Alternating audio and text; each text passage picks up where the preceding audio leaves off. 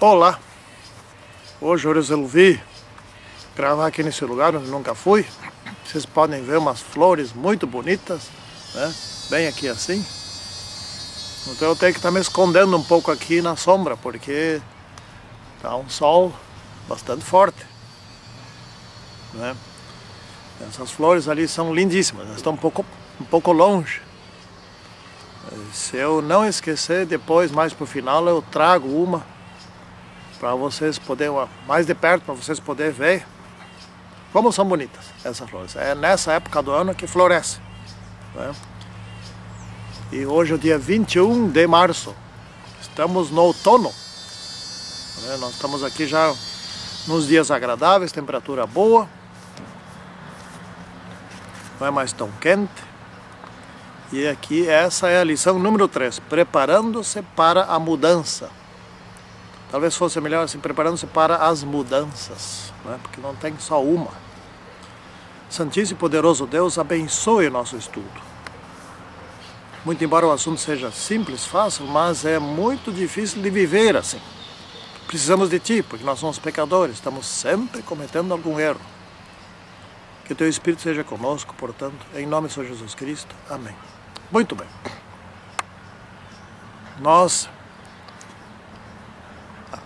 estamos sempre em mudanças, né? Estamos sempre tomando decisões. E isso é uma coisa normal. Quando nós não decidimos, já estamos decidindo não decidir, e isso é uma decisão. Então, a decisão é algo que acompanha a nossa vida. Mas tem algumas decisões que são extremamente importantes, né, que nós queremos estudar nessa semana. Aqui diz no Salmo 85, versículo 13, a justiça irá adiante dele, cujas pegadas ela transforma em caminhos. Bom, se Deus age por justiça, e nós seguirmos a Deus, nós estaremos trilhando nos caminhos de Deus, como a gente sempre frequentemente fala, né? A senhora White escreveu aqui, está na lição também, né? Os filhos, quando ajudam em casa, e isso é uma decisão tomada pelos pais, os filhos não vão decidir fazer isso, assim por conta própria. Vamos ficar um pouquinho no sol aqui também, né? Isto influencia na igreja. Influencia num bom desempenho na igreja. E isto, por sua vez, ajuda a converter pessoas. O ambiente na igreja se torna um ambiente mais atraente, mais sociável, né? Bom, vamos ver aqui na parte de domingo. Hoje eu vou de dia em dia, né? Despreparados para a vida, ou despreparados para tomar certas decisões. Existem casos reais, como aqui, a lição apresenta o caso de Ananias e Safira, né? Que não estavam preparados para fazer uma doação. Eles queriam ficar com a parte, por outro lado, também eles queriam as honras de quem doou 100% daquilo que vendeu, da sua receita em alguma coisa, né? Então, isso, querer enganar a Deus, né? Sarai, no caso, a mulher de Abraão, né? E Agar, que por essa maneira conseguiram gerar Ismael, que é um problema, foi um problema naquela época, que os descendentes entre Ismael e Isaac são um problema até hoje, né? Eu também, a mãe do apóstolo João, seu irmão, que foi lá falar com Jesus, oh Jesus, e isso muito próximo de Jesus ser morto, quando te assentares no teu trono, faça com que os meus 2 filhos, um sente à tua direita, outro à esquerda. Isso aí. Cada coisa, o ser humano toma decisões erradas. Por exemplo, essa semana, ontem à noite, eu vi uma reportagem na televisão, talvez vocês tenham assistido também isso, e lá no Nordeste, um grupo de pessoas ganhou um bolão na loteria esportiva, ou na Sena, né? Sei lá, é numa loteria. E ganharam 50 e poucos milhões, né? E repartiram entre si, cada um ficou numa boa. Um deles estava dizendo o seguinte: olha, dinheiro é um problema. É festa e festa lá em casa o tempo todo. E os amigos não saem de lá, vêm de manhã, tarde e noite, e cheio de amigos, e querem festa, e querem comer, e querem, um pede 15 mil, outro pede 10 mil. E todo mundo está lá em casa agora, não me deixa mais em paz, eu não consigo mais viver. Bom, eu não jogo, mas enfim. Mas se um dia ganhar dinheiro, eu vou ter que saber como administrar isso. Para não criar um problema maior do que quando não tem. Porque ter dinheiro, tu tem que saber administrar o dinheiro. Esse daí não sabia, né? Começou a fazer festa. E começou e os amigos, como os amigos lá do filho pródigo, gostaram e apareceram, não mais foram embora, né? Mas quando terminar o dinheiro dele, eles vão embora, né? Um outro caso de um sujeito também que era minerador, etc., achou uma pepita de 50 milhões de reais, ganhou esse dinheiro, levou poucos anos, não tinha mais nada. Então as pessoas em geral estão despreparadas. Ainda ontem eu estava comentando, etc., pessoas como se endividam, né? E daí, depois que se endividou, aí tem um problemão para negociar a dívida, porque não consegue mais pagar a conta, né? Então tem um consultor que orienta o seguinte, e parece que a orientação é favorável a quem não sabe administrar os seus bens, a sua renda, né? Porque diz assim, olha, se você se endividar, não pague. Simplesmente não pague. Tu vai para o Serasa, o Serasa te protege. Ele te protege de você não fazer mais dívida, né? E em 5 anos, você está limpo. Então, o interesse das empresas, dos bancos, das financeiras, etc. e tal, é não perder. Então eles negociam, vai, não pague, deixa passar um tempo, etc. E vai lá, olha, eu quero pagar assim, eu tenho tanto, etc. e tal, lá, faz as contas direitinho, que eles vão topar qualquer parada, praticamente, né? Então, você não serve para adventista, né? Eu não consigo me endividar, eu não consigo. Não quer dizer com isso que eu esteja preparado para administrar finanças, mas nós devemos, como servos de Deus, nós devemos ser fiéis, honestos e corretos, né? Bom, aqui então preparando-se para o casamento. Olha, aqui é o seguinte, curto e grosso. Ou Deus está junto na escolha do cônjuge, ou o risco é alto de não dar certo, né? Não quer dizer que não dê certo. Pode ser que por acaso, e o acaso também existe, escolham-se um ao outro 2 parceiros bons, né? Quanto ao meu casamento, sou casado com a Dulce, tanto ela quanto eu oramos, e Deus nos escolheu e olha, temos as mesmas manias, os mesmos costumes, somos exatamente iguais e está dando certo, né? Bom, vai dar problema se depois que Deus escolher, as pessoas se afastam de Deus. Como é que é o lar? O lar não são 2 pessoas, não são 2 seres. São, a rigor, mesmo 7 seres, né? Ou então pode ser 5. Por exemplo, aqui em casa agora, nós tínhamos uma filha, ela casou, saiu, está morando com seu marido. Então nós somos quantos aqui em casa? Somos no mínimo 5. Eu, minha esposa, meu anjo, o anjo da minha esposa e Deus. Isso dá 5. Mas se Deus for considerado uma trindade, eles são 3, então isso dá 7. Então, sempre vai ter mais seres celestiais nesse lar do que seres humanos. Como que isso como que isso não vai dar certo? Me explica. Se tem tantos seres celestiais. Então, se eles estiverem no lar, dá certo. Se o lar está passando por problemas, é porque eles não estão sendo bem-vindos, não estão, a porta está fechada para eles, não é? Então, temos que viver com Deus. Isso é a nossa, como é que eu vou dizer assim, a recomendação bíblica, não nossa, é bíblico isso. E por que com Deus dá certo? Isso é a coisa mais simples de responder, porque Deus é amor. E onde há amor, tudo se resolve, não é? Bom, vamos aprofundar um pouquinho isso daqui. Vamos supor que casaram e não foi Deus que escolheu, e agora? Tem como consertar.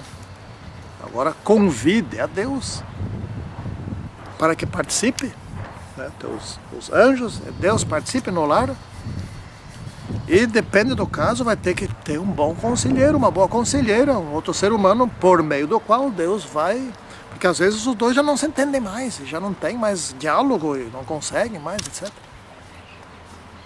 Então eles podem ter uma experiência, como diz aquele programa do Novo Tempo, de uma virada de 180 graus. Ou seja, não dava certo, não dava. Então vamos se separar, etc. Tal, pode dar uma virada, porque com Deus tudo pode ser resolvido, certo? Não deviam esses dois ter casado, certamente. Porém, já que casaram, vamos agora resolver com Deus. É possível? Claro, é possível, perfeitamente possível. Bom, e quando vem os filhos?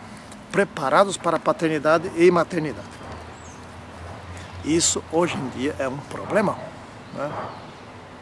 Porque, por exemplo, vamos pegar o caso de Enoque, que fala aqui, né? Enoque,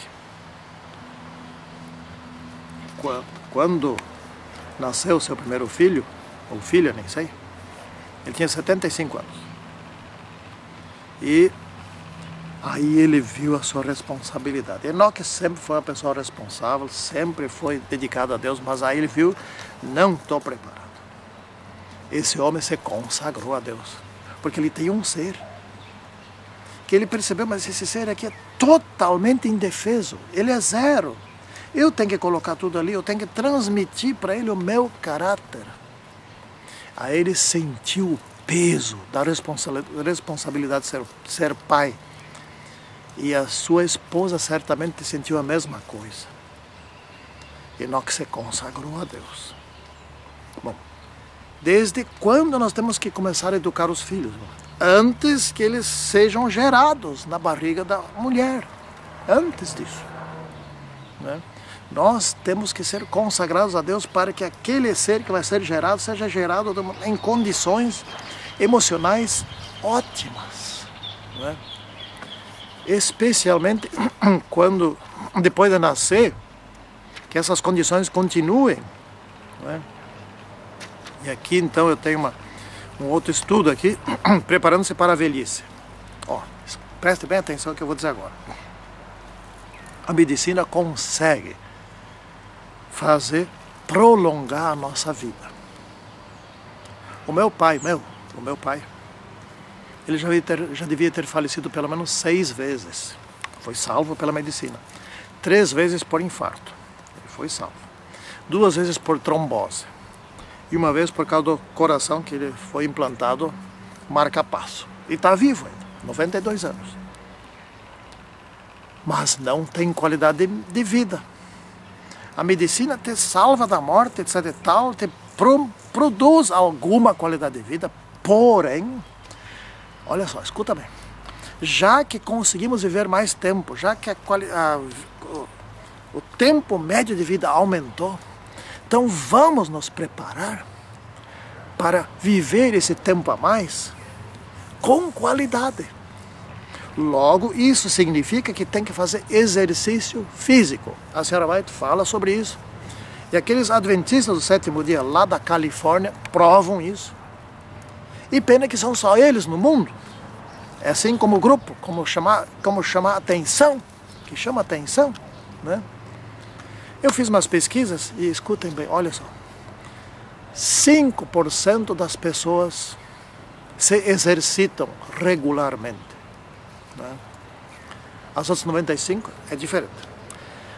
25% das pessoas se exercitam em função da sua profissão, em função do seu trabalho. Por exemplo, eu conheço um sujeito que ele é instalador de internet, etc. Ele sobe e desce poste, sobe e desce telhado, etc. e tal. Ele faz exercício, né? Ele caminha, vai para cá, faz exercício. Mas não faz exercício regularmente aquele que a gente deve fazer, né? E 70% não fazem exercício algum. Essas pessoas, quando chegaram a 80 anos, 90 anos, eles não vão ter qualidade de vida. E aquilo que chamam, que eu acho um engodo, que chamam a melhor idade, que é também a terceira idade, isso é uma mentira. Eu conheço pessoas com 90 e poucos anos que estão acamadas.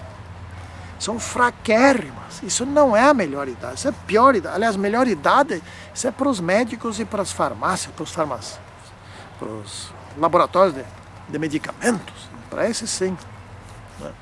Então você tem que se preparar para a velhice. Aqui está escrito, assim, preparando-se para a velhice. Mas como se prepara? Cuida da alimentação para ter uma boa saúde. A medicina vai te livrar da morte várias vezes. E faça com que você esteja forte. Né? Enquanto você é novo, está com 20 anos, 10 anos, com 30, se exercite. Selecione algum tipo de atividade física e faça isso regularmente. Um dia você vai chegar aos 80, vai chegar aos 90 com qualidade. Não canso de repetir, eu sou ciclista, né? Não canso de repetir aquele caso do ciclista francês que com 105 anos agora está com 106. Talvez 107 até. Ele é ciclista. Né? Ele pedala e ele anda bem normalmente, não com bengala nem nada. Né? Bom, mas de onde veio isso? Ele se exercitou. Me lembro de uma outra mulher com 79 anos, é escaladora de montanha. Começou com 60 e poucos anos. É forte, tu olha para ela, tu não vê que tem 79 anos. Não dá para dizer. Isso é qualidade de vida, mas isso não vem da medicina, isso vem do esforço pessoal. E a recompensa é muito boa. Né? Bom, finalizando, confesso que do título de quinta-feira que eu não gostei.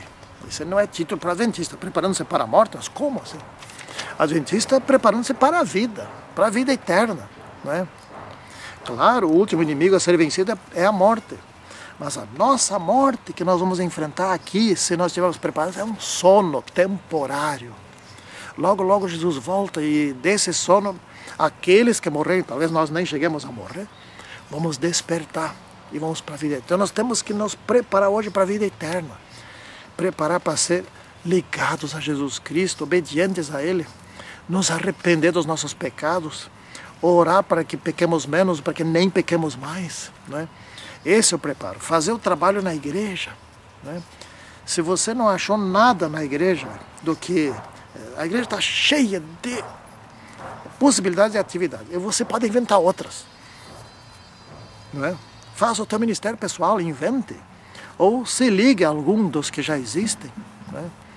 Enfim, alguma coisa tem que fazer na igreja que daí estará se preparando não para a morte, e sim para a vida. Porque para se preparar para a morte não precisa fazer nada. Você vai morrer com preparo, sem preparo. Um dia tu vai morrer e te prepara para não morrer a morte eterna. Ou seja, prepare-se para a vida. Que assim seja com cada um de nós. E Senhor Jesus Cristo, nós te pedimos que tu nos ajudes a sermos melhores, fiéis a ti. E que nos guardes e nos abençoes. Em nome de Senhor Jesus Cristo. Amém. Bom, agora eu vou mostrar aquela flor para vocês, tá? Olha aqui, essa é a flor. Isso aqui é lindo, né? Isso aqui foi Deus que fez. E nós temos aqui como um presente dele. Né? Isso aqui é muito bonito. Esses dias dei um para minha esposa. Isso aqui é lindo.